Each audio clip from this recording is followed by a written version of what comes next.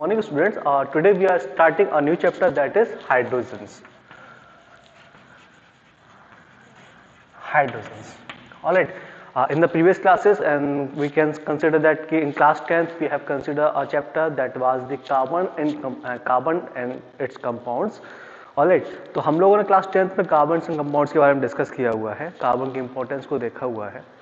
हाँ, तो वही चीज यहाँ पे है कि हमने कार्बन की इतनी इंपॉर्टेंस थी कि उसको अगर देखा जाए कार्बन की इंपॉर्टेंस को देख के, कि उसके लिए फिर हमने पूरा का पूरा एक ऑर्गेनिक केमिस्ट्री डेवलप किया हुआ है.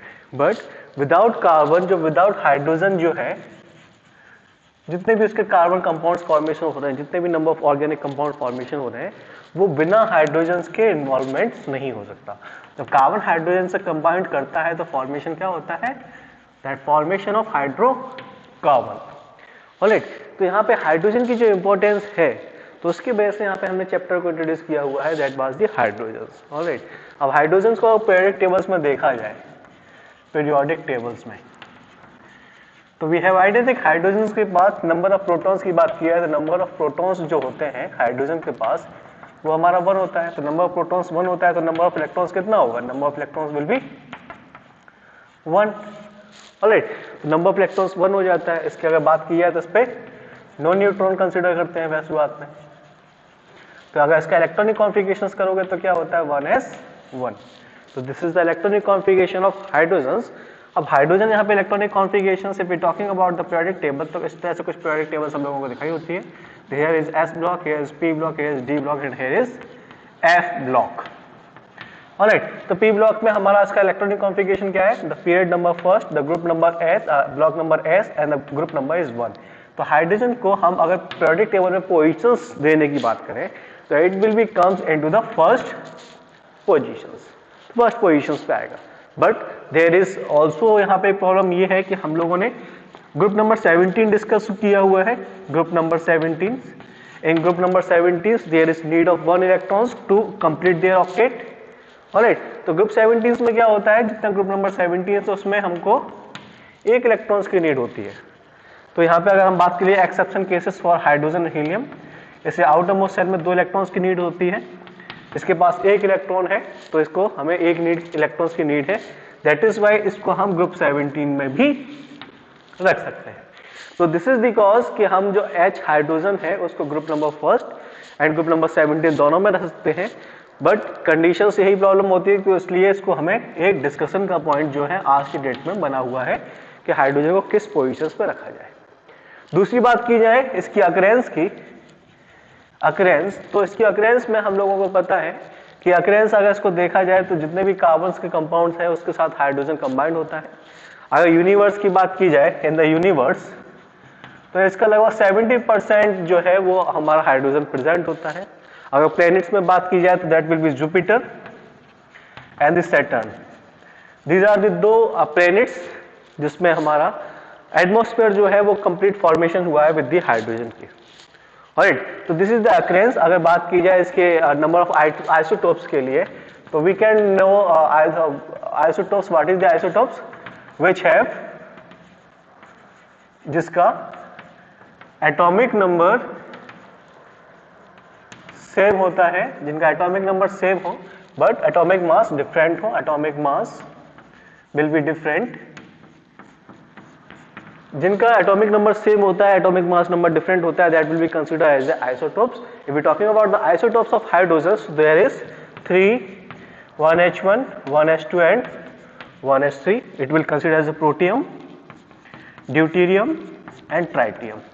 ऑलराइट, तो there is no neutron, only 1 proton and 1 electrons. Here is 1 neutron represented by 0 and 1, and 1 is proton. The total number of atomic mass is 2.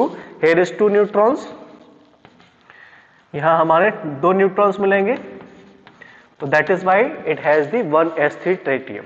तो ये हमारा ट्रिटियम का केस फॉर्मेशन होता है. तो this is consider as a isotopes के बारे में हम बात करते हैं. Now the preparations of dihydrogen. Dihydrogen होता क्या है? Whenever the hydrogen atoms combined with another hydrogen atoms, तो वहां पे हमारा ये फॉर्मेशन जो होता है डाइहाइड्रोजन्स का होता है. अगर इसको केस में लेकर चलाएं, जैसे कि हाइड्रोजन का केस हम इसमें लेकर चले, तो हाइड्रोजन जो है पॉजिटिव आयंस क्रिएट नहीं कर पाता due to the size small. इसका साइज स्मॉल होता है, तो साइज स्मॉल होने की वजह से जो आयोनाइजेशन एंथैल्पी का केसेस में लेते हैं, तो आयोनाइजेशन एंथैल्पी जो है काफी ज्यादा हो जाती है इसको इलेक्ट्रॉन्स को रिमूव करने के लिए from the outermost shell के लिए। तो जो हमारी आउटर मोस्ट सेल से इलेक्ट्रॉन्स को रिमूव करने के लिए जो एनर्जी की रिक्वायरमेंट है, it is related with the ionisation enthalpy, ionisation enthalpy related with group number 17।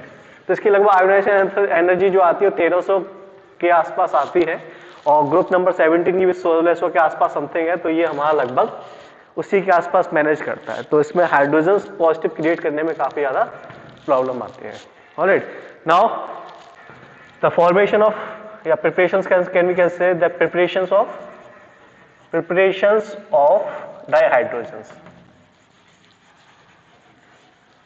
तो dihydrogen can be preparation by the whenever the metal react with acid and base, तो metals react with Zn, we can consider as a Zn। Zinc को whenever react with the dilute, कोई भी हम acid के साथ react कर सकते हैं with the HCl, तो फॉर्मेशन होगा that will be ZnCl2 plus H2। Alright, तो यहाँ पे हमारा फॉर्मेशन होगा, यहाँ पे एसिड कोई भी ले सकते हैं whenever it's react with base। जब इसको बेस के साथ रिएक्ट करेंगे तो formation of Na2 ZnO2 plus H2। Alright, तो हमारा फॉर्मेशन ऑफ ये होगा। बट कंडीशंस ये है कि बेस में हम इसको सोडियम हाइड्रोक्साइड लेंगे, और इसको हम अगर एसिड में ले सकते हैं तो कोई भी एसिड ले सकते हैं, कोई भी एसिड हो सकता है यहाँ पे। ऑलराइट, तो ये हमारा हाइड्रोजन गैस का निकलेगा। तो this are the lab methods. In lab methods consider, हम इसको लैब के अंदर इसको फॉर्मेशन कर सकते हैं by this process. But we talking about the commercial process. Commercial process, तो कमर्शियल प्रोसेस में इसको हम कंसिडर कर सकते हैं कि व्हेनेवर दी जब हम H2O को क्या करेंगे, H2O का इलेक्ट्रोलाइसिस करेंगे तो convert into H2 plus O2 के अंदर कन्वर्ट होगा। ठीक है, तो हमारा कन्वर्ट किसमें होगा, इलेक्ट्रोलाइसिस करने पे किसी भी वाटर मॉलिक्यूल का इसमें इलेक्ट्रोलाइसिस करोगे तो क्या हो जाएगा, convert into hydrogen plus oxygen. अगर दूसरा इसका प्रोसेस को देखा जाए तो हम लोगों ने कंसीडर किया हुआ था इन द क्लास 10th जब हमने ब्रांड सॉल्यूशंस लिया था। ऑलराइट, तो ब्रांड सॉल्यूशन को हमने इलेक्ट्रोलाइसिस किया था, इलेक्ट्रोलाइसिस। तो ब्रांड सॉल्यूशन को इलेक्ट्रोलाइसिस करने पे हमारा फॉर्मेशंस क्या हो रहा था, formations of hydrogen gas plus Cl2। तो उससे हम इसका फॉर्मेशंस कर सकते हैं इलेक्ट्रोलाइसिस के द्वारा। तो इलेक्ट्रोलाइसिस ऑफ ब्रांड सॉल्यूशन के द्वारा हम इसको सिंथेसाइज कर सकते हैं।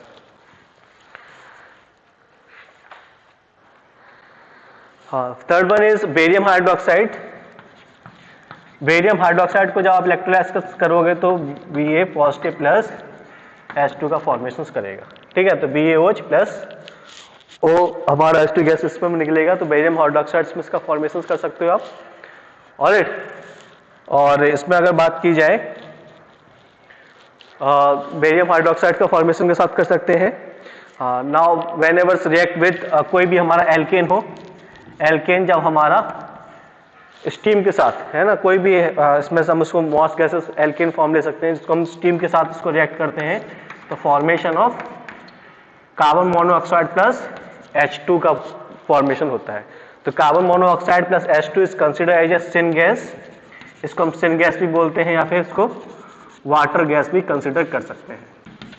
ठीक है, this water gas is used for the preparation of methanol. इसको हम अगर यूज किए हैं कमर्शियली यूज, तो मेथनॉल के फॉर्मेशंस में भी इसका वाटर गैस का हम यूज करते हैं, कार्बन मोनोऑक्साइड प्लस H2 का। इसको सिन गैस या फिर सिंथेसिस गैस के नाम से भी जानते हैं। तो these are the formations, commercial formations and the lab methods by which we can prepare the hydrogen gas in labs and commercial use. अब we talking about this की uses की बात कर ली जाए तो uses में we can consider about the chemical properties. First में about the physical properties को discuss कर लेते हैं। Physical properties में अगर उसको देखा जाए तो it is colorless, odorless, tasteless. तो इसकी कुछ फिजिकल प्रॉपर्टीज हैं।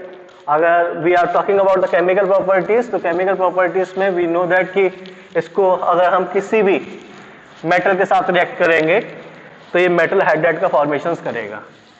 ऑलराइट, तो first we are talking about the chemical properties of hydrogens. तो यहाँ पे हम केमिकल प्रॉपर्टीज को डिस्कस कर लेते हैं। केमिकल प्रॉपर्टीज,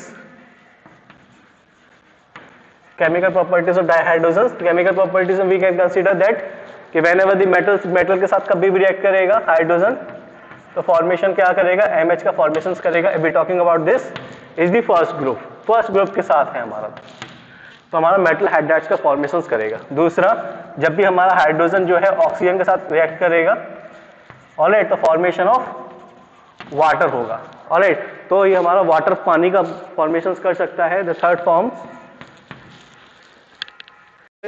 हाइड्रोजन जब भी हमारा किसी भी हैलाइड के साथ रिएक्ट करेगा तो हाइड्रोजन हैलाइड का फॉर्मेशन करेगा.